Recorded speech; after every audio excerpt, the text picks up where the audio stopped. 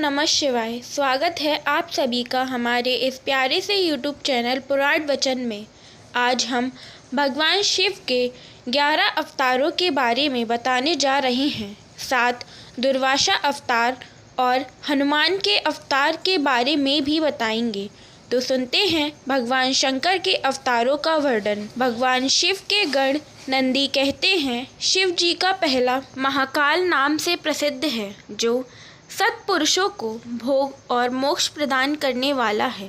उस अवतार की शक्ति भक्तों की मनोवांछा पूर्ण करने वाली महाकाली है। दूसरा तार नामक अवतार हुआ, जिसकी शक्ति तारा देवी हुई। वे दोनों मुक्ति के प्रदाता तथा अपने सेवकों के लिए सुखदायक हैं। बाल भुवनेश नाम से तीसरा अवतार हुआ, उसमें बाला भुवनेशी शिवा शक्ति हुई, जो सज्जनों को सुख देने वाली हैं।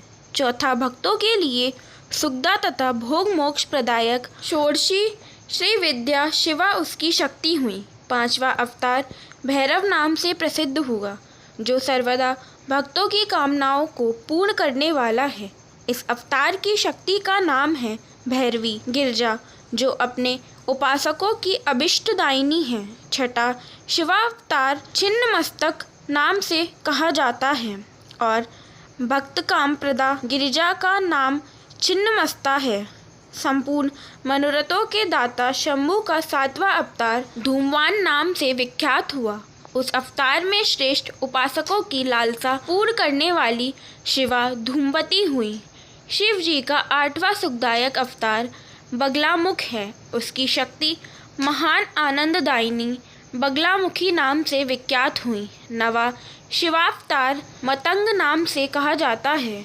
उस समय संपूर्ण अभिलाषाओं को पूर्ण करने वाली शरोवणी मातंगी हुई।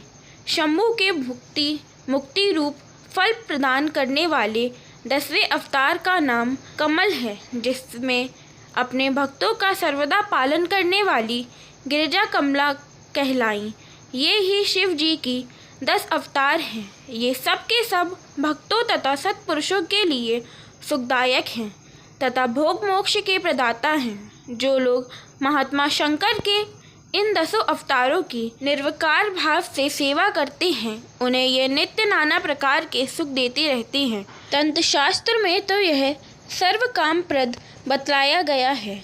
इन शक्तियों की भी अद्भुत महिमा है। तंत्र आदि शास्त्रों में इस महिमा का सर्व कामप्रद रूप से वर्णन किया गया है। यह नित्य दुष्टों को दंड देने वाली और ब्रह्म तेज की विशेष रूप से वृद्धि करने वाली हैं। अब शंकर जी के एकादश श्रेष्ठ अवतारों का वर्णन करती हूँ। पूर्व काल की बात है, एक बार इंद्र आदि समस्त देवता दैत्यों से पराजित हो गए। तब वे भयभीत हो अपनी पूरी अमरावती को छोड़कर भाग खड़े हुए।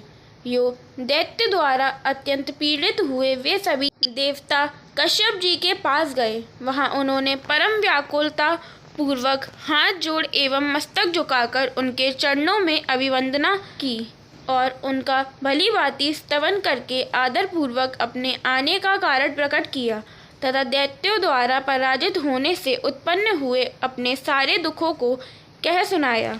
तब उनके पिता कश्यप जी देवताओं की उस कष्ट कहानी को सुनकर अधिक दुखी नहीं हुए, क्योंकि उनकी बुद्धि शिव जी में आसक्त थी। उन शांत बुद्धि मुनि ने धैर्य धारण करके देवताओं को आश्वासन दिया और स्वयं परम हर्ष पूर्वक विश्वनाथपुरी काशी को चल पड़े। वहां पहुंचकर उन्होंने गंगा जी के जल में स्नान करके अपना नित्य नियम पूरा किया और फिर आदर पूर्वक उमा सहित सर्वेश्वर भगवान विश्वनाथ की भली भांति अर्चना की। तदनंतर शंभु दर्शन के उद्देश्य से एक शिवलिंग की स्थापना करके वे देवताओं के हितार्थ परम प्रसन्नता पूर्वक घोर तप करने लगे। शिव जी के चरण कमलों में आसक्त मन वाले धैर्यशाली मुनिवर कश्यप को जब यो तप करते हुए बहुत अधिक समय व्यतीत हो गया, तब सत्पुरुषों के गति स्वरूप भगवान शंकर अपने चरणों में तल्लीन मन वाले कश्यप ऋषि को वर देने के लिए वहां प्रकट हुए।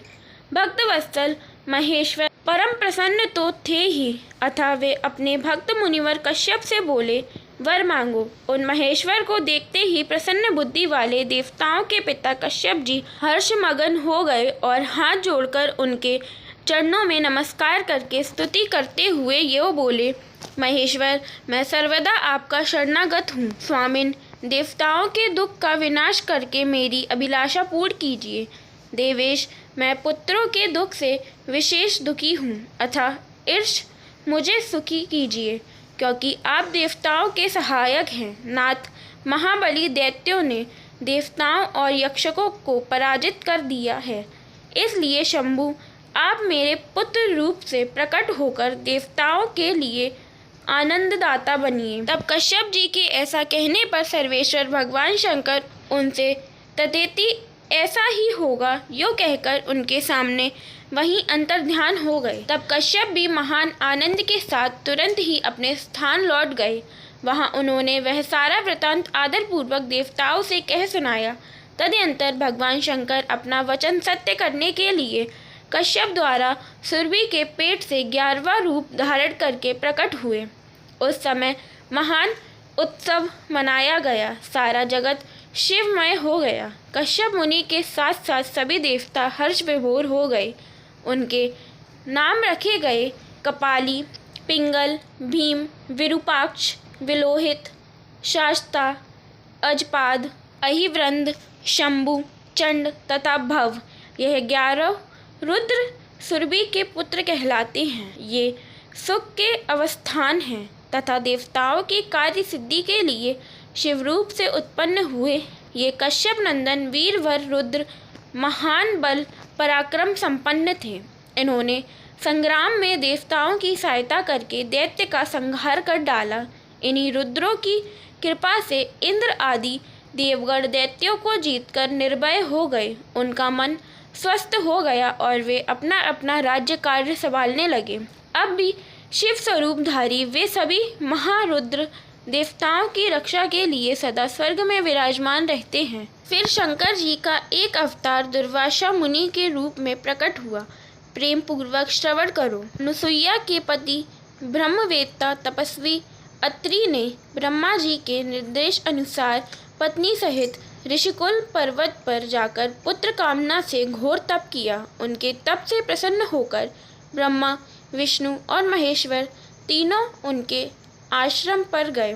उन्होंने कहा कि हम तीनों संसार के ईश्वर हैं। हमारे अंश से तुम्हारे 3 पुत्र होंगे, जो त्रिलोक की विख्यात तथा माता पिता का यश बढ़ाने वाले होंगे। यो कहकर वे चले गए। ब्रह्मा जी के अंश से चंद्रमा हुए, जो देवताओं के समुद्र में डाले जाने पर समुद्र से प्रकट हुए थे। विष्णु के अंश से श्रेष्ठ संन्यास पद्धति को प्रचलित करने वाले दत्तात्रेय उत्पन्न हुए और रुद्र के अंश से मुनिवर दुर्वासा ने जन्म लिया। इन दुर्वासा ने महाराज अम्बरीश की परीक्षा की थी। जब सुदर्शन चक्र ने इनका पीछा किया, तब शिव जी के आदेश से अम्बरीश के द्वारा प्रार्थना करने पर चक्र शांत हुआ। इन्होंने भगवान राम की परीक्षा की। काल ने मुनि का वेश धारण करके श्री राम के साथ यह शर्त की थी कि मेरे साथ बात करते समय श्री राम के पास कोई भी ना आए, जो आएगा उसका निर्वासन कर दिया जाएगा। दुर्वासा जी ने हट करके लक्ष्मण को भेजा। तब श्री राम ने तुरंत लक्ष्मण का त्याग कर दिया। इन्होंने भगवान श्री कृष्ण की परीक्षा की और उनको श्री रुक्मणी सहित रथ में जोता। इस प्रकार दुर्वासा मुनि ने अनेक विचित्र चरित्र की। फिर शिव जी के अंश से हनुमान जी का प्राकट्य हुआ। हनुमान जी के रूप में शिव जी ने बड़ी उत्तम लीलाएं की हैं। इसी रूप में महेश्वर ने भगवान राम का परम हित किया था। वह सारा चरित्र सब प्रकार के सुखों का दाता है, उसे तुम प्रेम पूर्वक सुनो। एक समय की बात है, जब अत्यंत अद्भुत लीला करने वाले गुणशाली भगवान शंभु को विष्णु के मोहिनी रूप का दर्शन प्राप्त हुआ। तब वे कामदेव के बाणों से आहत हुए की तरह क्षुब्ध हो उठे। उस समय उन परमेश्वर ने राम कार्य की सिद्धि के लिए अपना वीर्यपात किया। तब सप्त ऋषियों ने उस वीर्य को पत्रपुटक में स्थापित कर लिया, क्योंकि शिव जी ने ही राम कार्य के लिए आदरपूर्वक उनके मन में प्रेरणा की थी। तत्पश्चात उन महर्षियों ने शंभु के उस वीर्य को राम कार्य की सिद्धि के लिए गौतम कन्या अंजनी के कान के रास्ते स्थापित कर दिया। तब समय आने पर उस गर्भ से शंभु महान बल पराक्रम संपन्न वानर शरीर धारण करके उत्पन्न हुए। उनका नाम हनुमान रखा गया। महाबली कपीश्वर हनुमान जब शिशु ही थे, उसी समय उदय होते हुए सूर्यबिंब को छोटा सा फल समझकर तुरंत ही निगल गए। जब देवताओं ने उनकी प्रार्थना की, तब उन्होंने उसे महाबली सूर्य जानकर उगल दिया।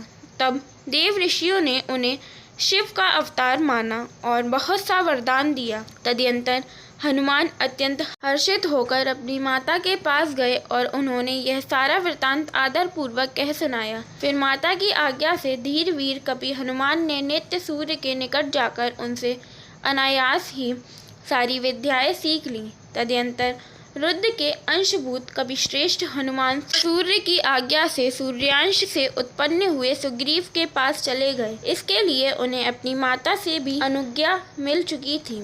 इस प्रकार कपिश्रेष्ठ हनुमान ने सब तरह से श्री राम का कार्य पूरा किया। नाना प्रकार की लीलाएं की, असुरों का मान मर्दन किया, भूतल पर राम भक्ति की स्थापना की और स्वयं भक्ताग्रण होकर सीताराम को सुख प्रदान किया। वे रुद्र अवतार ऐश्वर्यशाली हनुमान लक्ष्मण के प्राणदाता, संपूर्ण देवताओं के गर्वहारी और भक्तों का उद्धार करने वाले हैं। महावीर हनुमान सदा राम कार्य में तत्पर रहने वाले, लोक में रामदूत नाम से विख्यात हैं। दैत्यों के संहार और भक्तवत्सल हैं। इस प्रकार मैंने हनुमान जी का श्रेष्ठ चरित्र, जो धन कीर्ति और आयु का वर्धक तथा संपूर्ण अभिष्ट फलों का दाता है, वर्णन कर दिया है। जो मनुष्य इस चरित्र को भक्ति पूर्वक सुनता है अथवा समाहित चित्त से दूसरों को सुनाता है, वह इस लोक में संपूर्ण भोगों को भोग कर अंत में परम मोक्ष को प्राप्त कर लेता है। जो मनुष्य समस्त शिव पर्वों के